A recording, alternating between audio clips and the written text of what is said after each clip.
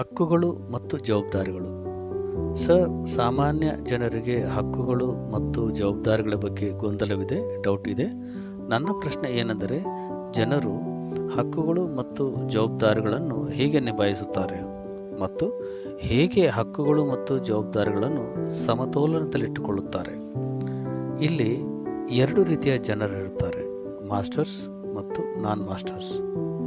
ಎಲ್ಲ ನಾನ್ ಮಾಸ್ಟರ್ಸ್ಗಳು ಹಕ್ಕುಗಳಿಗಾಗಿ ಹೋರಾಡುತ್ತಿರುತ್ತಾರೆ, ಆದರೆ ಮಾಸ್ಟರ್ಸ್ ಹಕ್ಕುಗಳಿಗಾಗಿ ಹೋರಾಡುವುದಿಲ್ಲ, ಜವಾಬ್ದಾರಿಗಳನ್ನು ಹೊರದೂಡುತ್ತಾರೆ. ನೀವು ನಾನ್ ಮಾಸ್ಟರ್ಗಳಾದರೆ ನಿಮ್ಮ ಹಕ್ಕಿಗಾಗಿ ಹೋರಾಡುತ್ತೀರಿ, ಆದರೆ ನೀವು ಮಾಸ್ಟರ್ ಆಗಿದ್ದರೆ ನಿಮ್ಮ ಹಕ್ಕುಗಳನ್ನು ನಿರ್ಲಕ್ಷಿಸುತ್ತೀರಿ, ನಿಮ್ಮ ಜವಾಬ್ದಾರಿಗಳನ್ನು ಅಂತಹ ಸಮಯಗಳಲ್ಲಿ ಹೊರಹಾಕುತ್ತೀರಿ. ಮಾಸ್ಟರ್ಸ್ ನಾನ್ ಮಾಸ್ಟರ್ಸ್ಗಿಂತಲೂ ವಿಭಿನ್ನವಾಗಿರುತ್ತಾರೆ. ನಾನ್ ಮಾಸ್ಟರ್ಗಳು ಜವಾಬ್ದಾರಿಯನ್ನು ಮರೆತು ಬಿಡುತ್ತಾರೆ, ಕೇವಲ ಹಕ್ಕಿನ ಬಗ್ಗೆ ಮಾತನಾಡುತ್ತಿರುತ್ತಾರೆ, ಬರೀ ಹಕ್ಕುಗಳ ಬಗ್ಗೆನೇ ಮಾತನಾಡುತ್ತಿರುತ್ತಾರೆ. ಹೆಚ್ಚಾಗಿ ಮಾತನಾಡುವುದರಿಂದ ಏನೂ ಆಗುವುದಿಲ್ಲ. ಮಾಸ್ಟರ್ಸ್ ಏನೂ ಮಾತನಾಡುವುದಿಲ್ಲ, ಆದರೆ ಎಲ್ಲ ಕೆಲಸಗಳನ್ನು ಮಾಡುತ್ತಾರೆ. ನಾನ್ ಮಾಸ್ಟರ್ಸು ಎಲ್ಲ ಕೂಡ ನಿರ್ಲಕ್ಷಿಸುತ್ತಾರೆ.